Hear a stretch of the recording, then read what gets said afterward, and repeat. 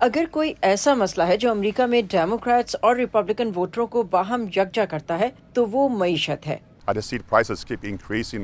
میں مسلسل دیکھ رہا ہوں قیمتوں میں اضافہ ہو رہا ہے، کبھی 25 سینٹس، کبھی 50 سینٹس، اور کوئی ایسی چیز نہیں جو آپ کی جیب پر بھاری نہ ہو۔ نومبر کے انتخابات سے پہلے دونوں حریف نائب صدر کاملا ہیرس، سابق صدر ڈونلڈ ٹرمپ اپنی توجہ افراط زر پر مرکوز کر رہے ہیں۔ میں صدر منتخب ہو گئی تو میری اولین ترجیح ہوگی کہ میں قیمتوں میں کمی کروں اور تمام امریکیوں کے لیے معاشی تحفظ میں بھی اضافہ کروں۔ کیا یہاں موجود لوگوں میں کوئی کملا ہیرس اور بددیانت جو بائیڈن کے دور میں خود کو اتنا دولت مند محسوس کرتا ہے جس قدر وہ ٹرمپ انتظامیہ کے دور میں کرتا تھا؟ کیا کملا ہیرس اور بددیانت جو کے دور میں کوئی چیز زیادہ سستی ہے؟ کاروباری کمپنیوں کی جانب سے قیمتوں میں اضافے پر وفاقی پابندی کا مطالبہ کرتے ہوئے کاملا ہیرس نے خاص طور پر گوشت فراہم کرنے کی صنعت کو مخاطب کیا، جبکہ ٹرمپ نے کہا کہ وہ تیل اور گیس کی پیداوار میں اضافے کے ذریعے بڑھتی ہوئی قیمتوں کا مقابلہ کریں گے۔ یہ انتہائی ناممکن ہے کہ ایک صدر کی کوئی واحد پالیسی اتنی مؤثر ہو کہ افراط زر کو اس کی موجودہ سطح سے اس جگہ لایا جائے جو معیشت کے لیے طویل عرصے سے فیڈرل ریزرو کا ہدف ہے، یعنی 2% تک۔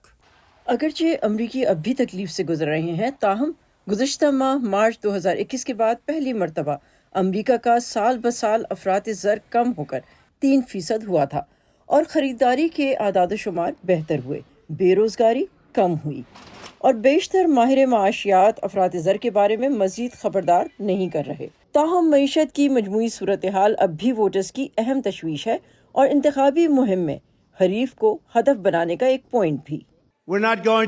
ہم اس نااہل سوشلسٹ پاگل کو مزید 4 سال اپنی معیشت کو ناکام کرنے کی اجازت نہیں دے سکتے، یہ ہمارے ملک کو تباہ کر دے گا۔ میرے منصوبے کا موازنہ اس سے کیجیے جو ڈونلڈ ٹرمپ کرنا چاہتے ہیں۔ وہ ارب پتیوں کو ٹیکسوں میں بڑے پیمانے پر سال ہر سال چھوٹ دینا چاہتے ہیں، اور وہ کاروباری ٹیکسوں میں 10 کھرب ڈالر سے زیادہ کمی کرنا چاہتے ہیں۔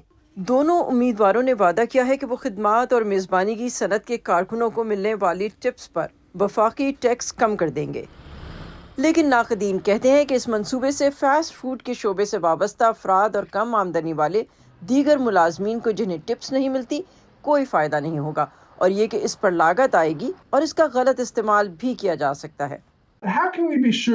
ہم یہ کیسے یقینی بنا سکتے ہیں کہ یہ واقعی مستحق ملازمین ہیں اور اس سے ان بہت سے لوگوں کے لیے دروازہ نہیں کھل جائے گا جو ہو سکتا ہے اپنے بونسز اور کارکردگی کی رقوم کو ٹپ بنا کر خود کو ٹیکسوں سے آزاد کروا لیں۔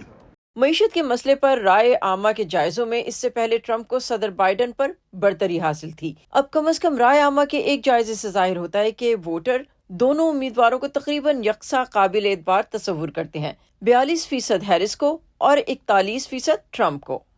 پیٹسی وڈاکسوارا کے ساتھ صبا شخان، وائس آف امریکہ۔